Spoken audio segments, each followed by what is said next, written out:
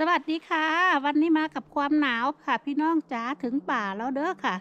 มาถึงป่าแล้วตอนนี้ก็ยายสนออกมาเกือบจะบ่าย3 โมงเย็นแล้วค่ะเพราะว่ามันมีแดดในช่วงบ่าย 2คุณตาก็เลยบอกว่าเธอจะไปก็ไปป่าเดี๋ยวแดดจะหายยายสนก็ชักช้าอยู่คุณตาบอกว่าเร็วเร็วเร็วเร็วแดดจะหมดก่อนก็เลยรีบมาค่ะ เจอเห็ดแล้วค่ะถึงดงเห็ดแล้วค่ะก็เดินมานู่นแหละค่ะตั้งไกลครึ่ง กิโลกว่าพี่น้องเกือบกิโล ก็เหนื่อยเหมือนกัน เดี๋ยวคุยกันในคลิปเด้อพี่น้องจ๊ะ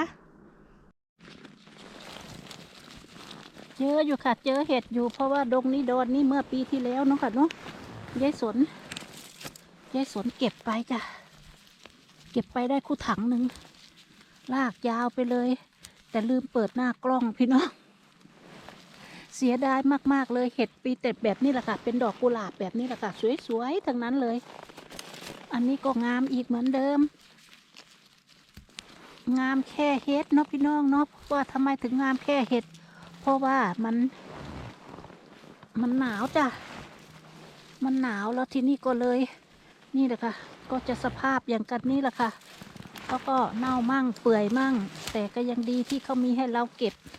อาจจะบังเงาหน่อยเด้อค่ะวันนี้มีแสงแดดพี่น้องจ้ะอุ้ยขอลากยาวสักหน่อยหนึ่งเด้อนู่นนานๆจะมีแดดถ้าแดดไม่ใช่ดีได้พี่น้องหนาวอือหือนะเห็ดเป็นดอกกุหลาบเลยเขาเพิ่งจะโผล่เพราะว่าป่านี่ยายสนจะมานี่แหละค่ะช่วงเดือนพฤศจิกาตุลาพฤศจิกายายสนจะมาเก็บตรงนี้เป็นป่าสุดท้ายเขาเพราะว่ามันอยู่ลึกลับมากมันไม่โผล่นะคะคือว่าเขาดอกเขาขาสั้นๆแล้วแต่เขาจะสวยค่ะสวยมากเลย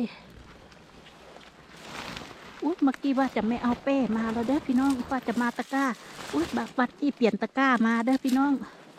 จะหมานไหมตะกร้าใบนี้เต็มตะกร้าเราก็ใส่เป้อีกเหมือนเดิมจ้ะ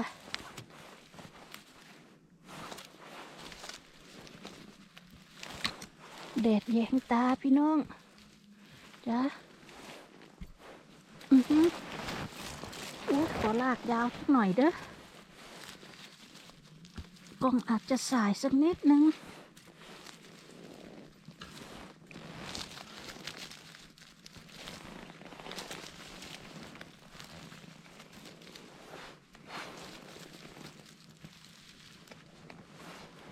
นู่นนะคะเต็มไปหมดอุ้ยดูดอนนู่นพี่น้องนู่นก็ดอนนู่นเต็มไปหมดแต่ว่าขอเอาอีกดอนนี่ก่อนนี่นะจ๊ะอุ้ยปิดหน้ากล้องแป๊บนึงตั้งหลักก่อนพี่น้องมันเต็มไปหมดนู่นนะคะเยอะแยะไปหมดหมานอีกแล้วพี่น้องหมานอีกแล้ว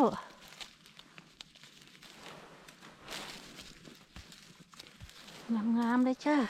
อุ้ยดูดอกนี่เถอะพี่น้องอุ้ยเดี๋ยวเอาขาให้ดูปาดไองามแถบพี่น้องขอโชว์จักหน่อยเด้ออย่าเพิ่งรำคาญกันมันงามก็บอกว่ามันงามเนาะพี่น้องเนาะมันปูดำจ้ะมันปูดำวันนี้เก็บไปก่อนแล้วพี่น้องค่ำแล้วลองเมฆมาบังสักก้อนเนี่ยมืดตึ๊บเลยนะคะ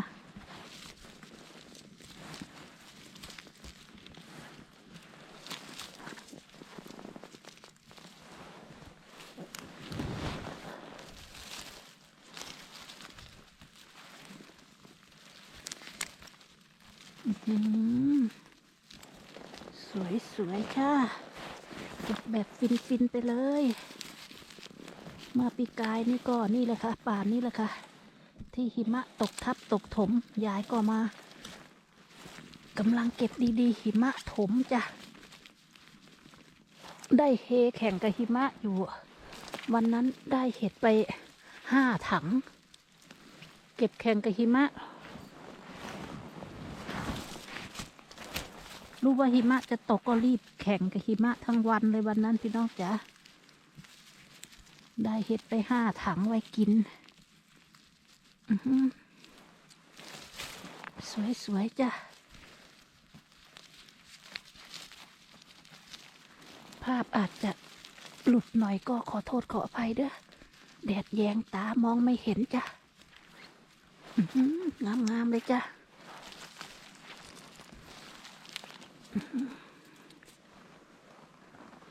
เดี๋ยวปิดกล้องหันก่อน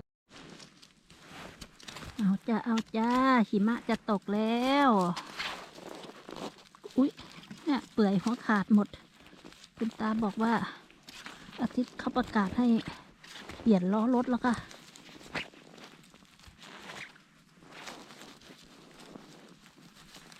ยายก็มาเอาไว้ก่อนละเห็ดเดี๋ยวเสียเปียกหิมะ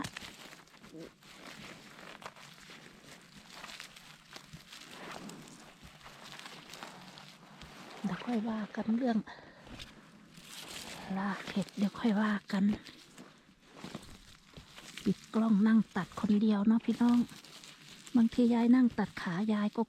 ขาเห็ดกลัวคลิปมันจะยาวค่ะปิดกล้องก็นั่งตัดอยู่คนเดียวเลือกอยู่คนเดียวก็จะถ่ายทำให้เห็นเป็นบางช่วงบางตอนค่ะกลัวพี่น้องจะรำคาญถ้าว่าชอบดูช่วงตัดขาเห็ดก็พิมพ์มาเด้อพี่น้องยายจะได้นั่งตัดยาวๆ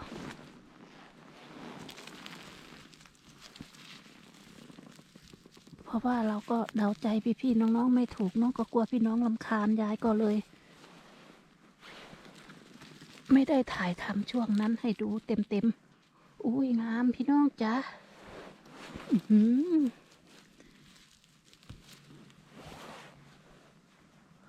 งามทั้งนั้นเลยลุกไม่ขึ้นแล้วค่ะ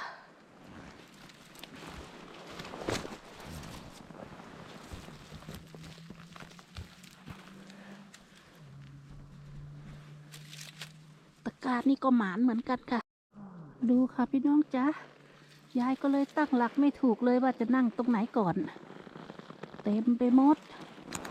หันมาเอาทั้งนี้ก่อนเนาะ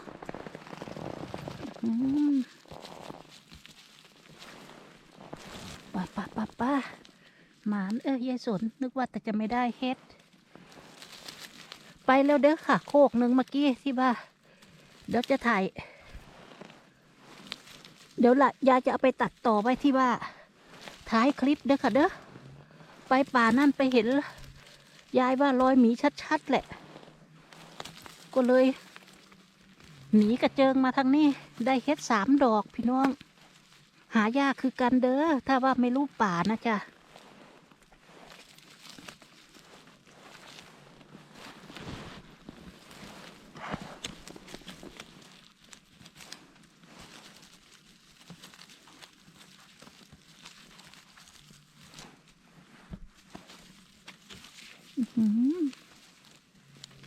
ขอโทษขออภัยที่ใช้การถอนเดี๋ยวเอาลากไว้กลับคืนแต่ถอนเห็ดจะไม่ดีนะทำความสะอาดยากดินมันไปร่วงใส่ดอกจ้ะอุ๊ยนี่เห็นไหมอันนี้เห็ดพิษนะจ๊ะเด้ออันนี้คือเห็ดพิษค่ะจะเต็มตะกร้าน้อยแล้วพี่น้องถ้าว่าจะเต็มตะกร้าใหญ่จะงงอยู่เนาะพี่น้องเนาะเต็มตะกร้าน้อยนี่ไม่งงเนาะเพราะว่าตะกร้ามันน้อยมันก็เลยเต็มเร็วฉลาดเอามายายสนเนี่ยไม่ใช่ไอ้ดอกพี่น้องยายหิวไม่ไหวเห็ดมันอมน้ำจ้ะเหมือนหิวน้ำนะพี่น้องแม่กระเตงไปกระเดือกไปน้ำเต็มถังก็หิวน้ำเต็มถังเนี่ยป่าเดี่ยงเลยพี่น้อง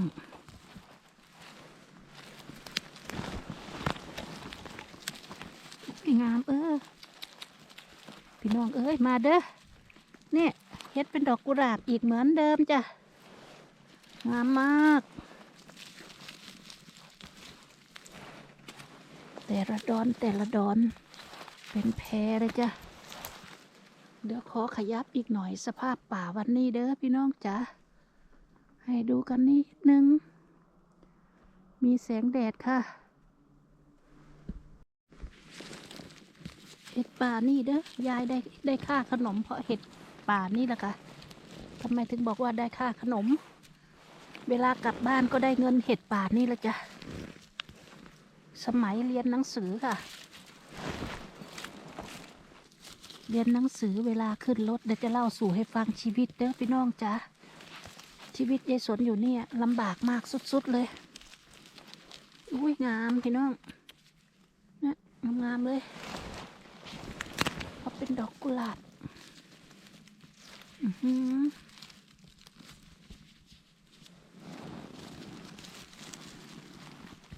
สมัยก่อนไปโรงเรียนน่ะกระเดือกขึ้นรถไปเด้พี่น้องงามเรายังไม่จบพี่น้องไปโรงเรียนกระเดือกเห็ดขึ้นรถเมย์ไปครูหาออเดอร์ให้ค่ะครูหาออเดอร์ให้แล้วครูก็พาขายเขารู้ว่ายายสนส่งลูกเรียนคุณครูก็ช่วยขายให้กระเดือกเห็ดขึ้นรถไปขากลับก็ไปเก็บกล่องเปล่าขนมนะคะที่ว่าเขาเขียนป้ายว่าให้เอาได้ที่ร้านขนมก็กระเดือกขึ้นก็กล่องขึ้นมากำลังเปล่าขึ้นมาอีกจนคนขับรถเมย์มองหน้าเขาก็ไม่กล้าถามว่าหอบอะไรเนาะนี่แหละค่ะอยู่ที่ไหนไม่อายทับกินก็มีอยู่มีกินค่ะเราทำสุจริตเก็บเห็ดทำพวงคริสต์มาสทำพวงหลีดขายเอาหมดจ้ะเก็บผลไม้ขายไม่งั้นก็ไม่มีตังค์ไปให้ลูกค่ะยายตั้งรักไม่ถูกจะไปซ้ายไปขวาพี่น้องมีแต่เฮ็ดดูค่ะตาน้อยนี่ก็จะเต็มแล้ว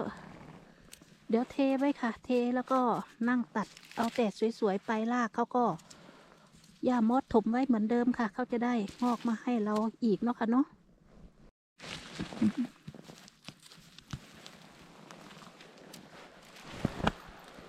ขอขยับนิดนึงให้พี่น้องเห็นบรรยากาศนู่นน่ะเป็นดอนไปเลยพี่น้องจ้าแต่ดอนนี่ดอกเล็กอยู่เดี๋ยวไปเอาดอนนี่นี่ไง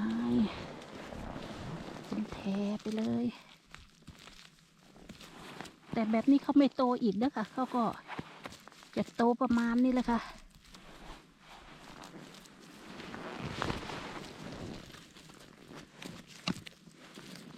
ยายเจ็บจนรู้ใจเห็ดป่านี้มาเอาทีหลังเขา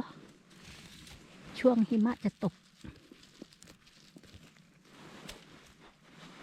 เขาจะขึ้นช้ามากอันนี้แต่เขาก็จะให้เราเก็บสวยๆค่ะเป็นช่อเป็นช่อ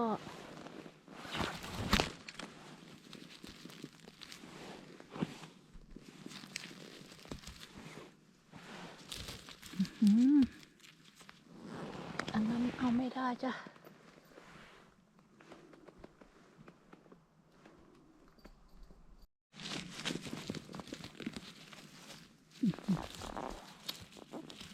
งามพี่น้องออนซอนเฮ็ดงามมาตรงนี้อีกขอย้ายที่มาเอาตรงนี้อีกพี่น้องจ้ะ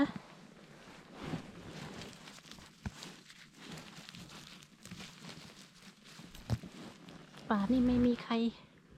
เข้ามาหรอกค่ะมียายสนคนเดียวตรงนี้มีรอยเขาเข้ามาอยู่แต่เขาเข้ามาไม่ถึงจ้ะเห็นรอยเขาเดินอยู่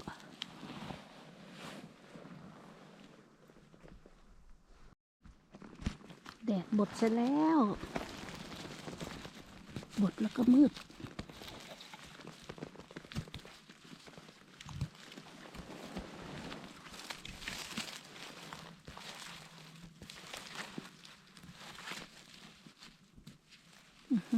ขาดพี่น้อง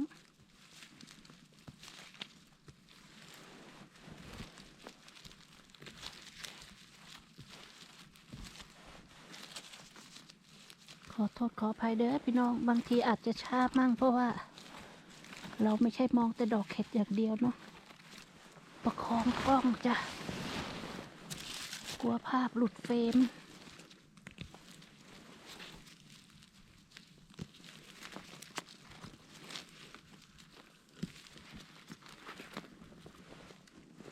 ะกร้าตัวนี้ดีหน่อยพี่น้องจ๊ะ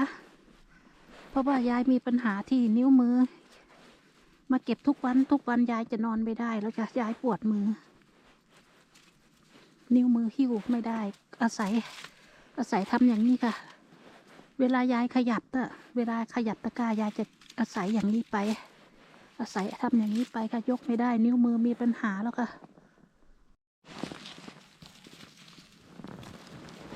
งามจ้ะ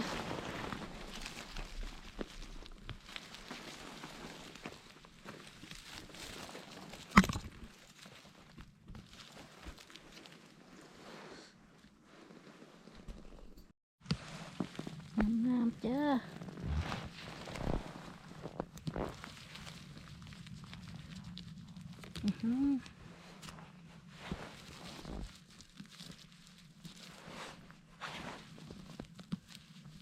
หนาวจ้ะ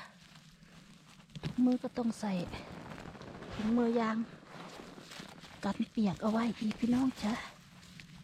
ดูไม่สวยงามก็ขอโทษขออภัยเด้อมันแน่นดึงเข้าขาดเลยเดี๋ยวขยับมาตรงนี้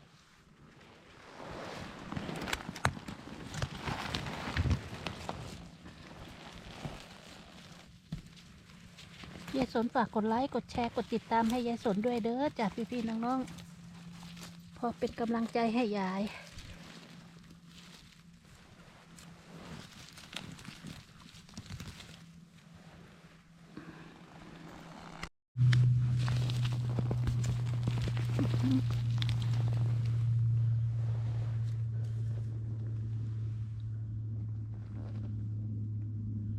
ปลาเบอร์รี่ปลาหลอมปลาแหลมพี่น้องดูในตะลุกนี่เถอะพี่น้องในหลุมนี่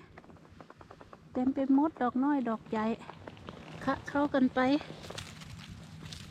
แต่อันไหนดอกใหญ่ๆเขาไม่มีที่บานไปเขาบานขึ้นข้างบนเป็นดอกกุหลาบเลยแต่ปีนี้จะดอกเล็กกว่าปีกายนี่เด้อปีกายโอ้โหงามมากเลยตรงนี้ย้ายก่อนใส่ถุงมือแล้วก็แตะหน้ากล้องค่ะก็นึกว่าแต่กล้องเปิดเก็บเห็ดลากยาวไปเลยแม่เสียคลิปทิ้งไปเฉยๆเด็กพี่น้องกล้องไม่เปิดอุ้ยไออย่างคักเสียดายจนว่าเพราะว่ามันเห็ดมีแต่ดอกแบบนี้นะจ๊ะอย่างกันนี่เลยเด็กปีกายเนี่ยดอกใหญ่ๆอย่างนี้งามมาก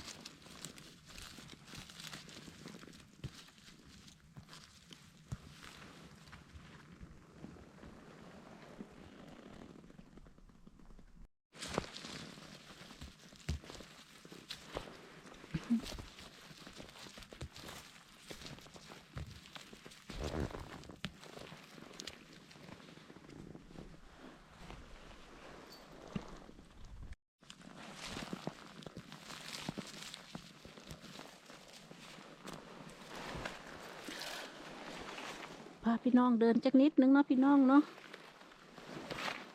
ดูแต่ดอกเฮ็ดหลายมันจะเบียนหน้านู่นไปเอาดอนนู่นนู่นอะดอนหนึ่งพี่น้องทราบราบไปเลยเนี่ยช่วงเดินไปนี่มีดอก2 ดอกก็จะมาพาพี่น้องมาดอนใหญ่นี่ก่อนเห็นไหมคะเต็มไปหมดค่ะเนี่ยเฮ็ดทั้งนั้นเลยตั้งหลักไปจากนี่เนาะเราจะเก็บกองตรงนี้เด้ออันนี้เพราะว่าในตะกร้ายายก็จะเทกองไว้ตรงนี้จ้ะพอมันเป็นปากทางเข้า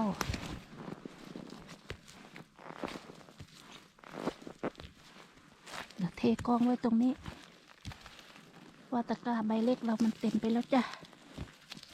ใบเล็กก็เกินครึ่งถังนะค่อนถังโอ้โหงามพี่น้องอุ้ยมาเด้อยังไม่ได้เรียกเลยวันนี้ใครจะมางามๆเลยค่ะเฮ็ดดอกกุหลาบเหมือนเดิมสวยมาก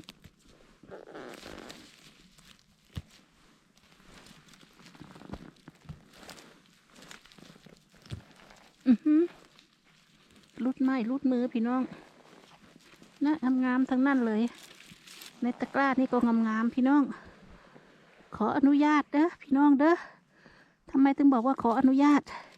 จะเทกองไว้ตรงนี้แล้วเอาตะกร้าไปต่อจ้ะขออนุญาตนะคะดูบรรยากาศกันค่ะเพราะว่าเดี๋ยวจะมานั่งตัดรากตรงนี้จะเด้อโอ้โหเยอะไม่ใช่กองน้อยๆเด้พี่น้องกตามินาซีบ่เอบอยออตายูริกเสียโกตีนบอกเขาว่าฉันไม่เอารากเข้าไปบ้านด้วยดอกเดี๋ยวเขามานั่งเก็บเอาตรงนี้งามเนาะพี่น้องเนาะน่ะมีแต่ดอกอุ้ยสวยๆทั้งนั้นเลยนี่น่ะดูเถอะพี่น้องมันเป็นดอกกุหลาบเลยเดี๋ยวตอนมาเลือกมาดูกันอีกทีนึงเนาะพี่น้องเนาะเดี๋ยวไปต่อจ้ะ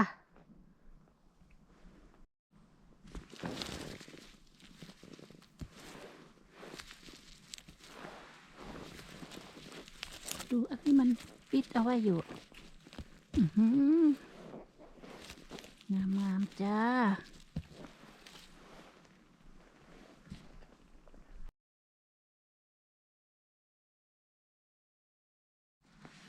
หนาวค่ะพี่น้องหนาวมือมากอุ้ยดอกเขาสั้นๆแต่ก็งามจ้ะมาเอาทางนี้อีก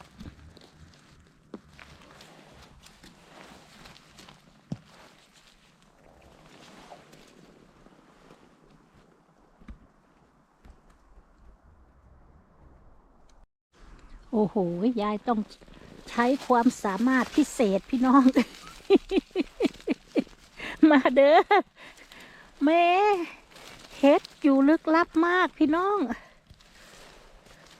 ขอโทษขออภัยอาจจะไม่ภาพจะไม่ชัดเด้อเขาอยู่ลึกลับมากเนี่ยถ้าตาไม่ดีก็จะเหยียบเขา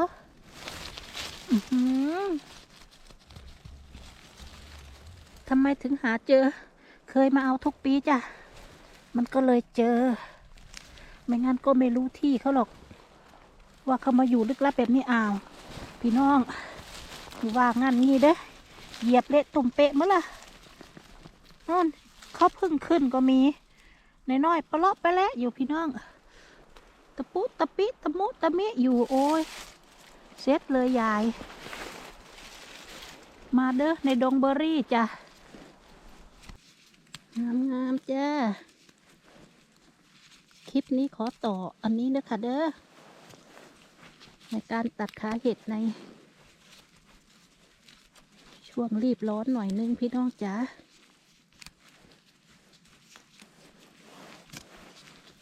เราเก็บช่วงตัดขาเห็ดมาต่อให้พี่ๆน้องๆได้ชมเนาะจ้ะเนาะเผื่อคนไหนอยากชมก็ฝากกดไลค์กดแชร์กดติดตามด้วยนะคะกราบขอบพระคุณมากๆทุกรักทุกไลค์ทุกเลิฟทุกกำลังใจค่ะที่มีมาให้สำหรับยายสนกับคุณตาเสมอมาเด้อจ้ะพี่ๆน้องๆจ๋า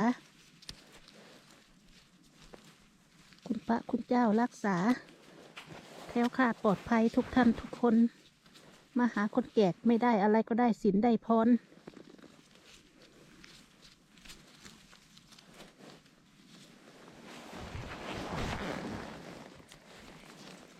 ถ้าหากยายทำผิดพลาดประการใดก็ขอโทษขออภัยด้วย ทุกคำพูดทุกคำจาทุกวาจาทุกคำค่ะ อันไหนไม่ถูกไม่ต้องไม่ควรก็ ขอโทษขออภัยด้วยเด้อค่ะเด้อ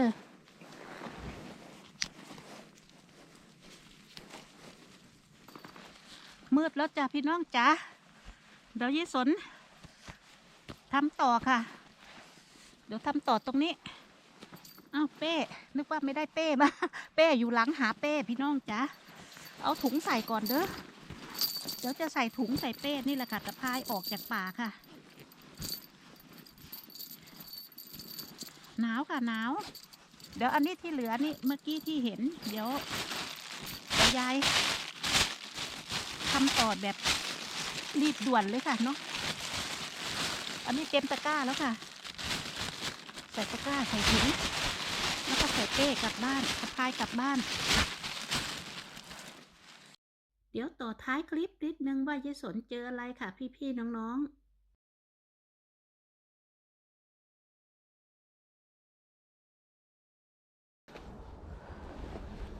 คือจะเป็นสัตว์ตัวใหญ่อยู่ดอกพี่น้องจ๋า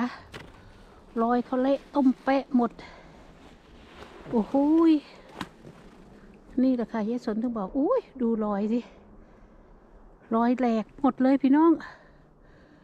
รอยแหลกรอยเละตุ้มเป๊ะสงสัยหมีตัวใหญ่ตัวนั่นละจ้ะยายยายพี่น้องมาเป็นเพื่อนยายเด้อคือจะตัวใหญ่อยู่ดอกโกยกระจุยกระจายป่านนี้เละตุ้มเป๊ะไปหมดอย่างนี้ดูดิอุ้ยไม่เชื่อก็ต้องเชื่อแล้วพี่น้องนะชวนคุณตามาด้วยคุณตาบอกว่าไม่มา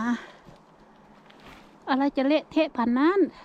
ถ้าเป็นสัตว์ตัวเล็กน่ะไอ้ที่ว่าเขาเรียกตัวอะไรอะตัวเล็กๆปากยาวๆน่ะมันไม่ใช่แล้วค่ะมันจะกระจุยได้ขนาดนี้นี่ค่ะนี่แหละค่ะโอ้โหยายก็ยังมาอยู่เนาะไม่เป็นไรค่ะเขาคงไม่อยู่กับที่แล้วแหละเดี๋ยวปิดกล้องยายก็โหก็หิ้วไปละพี่น้องดูรอยเขาโกยกระจุยกระจายไปหมดถ้าไอสัตว์ตัวเล็กที่ว่าตัวเหมือนตัวกินเขาเรียกอะไรตัวกินมดน่ะมันไม่ใช่แล้วจ้ะขอถ่ายให้ดูนิดนึงเด้อพี่น้องน่ะรอยเละตุ้มเป๊ะขนาดนี้ไอตัวกินมดคงไม่ใช่แล้วค่ะคงจะเป็นหมีนั่นแหละค่ะอ้าวยายสนมืดแล้วเด้อ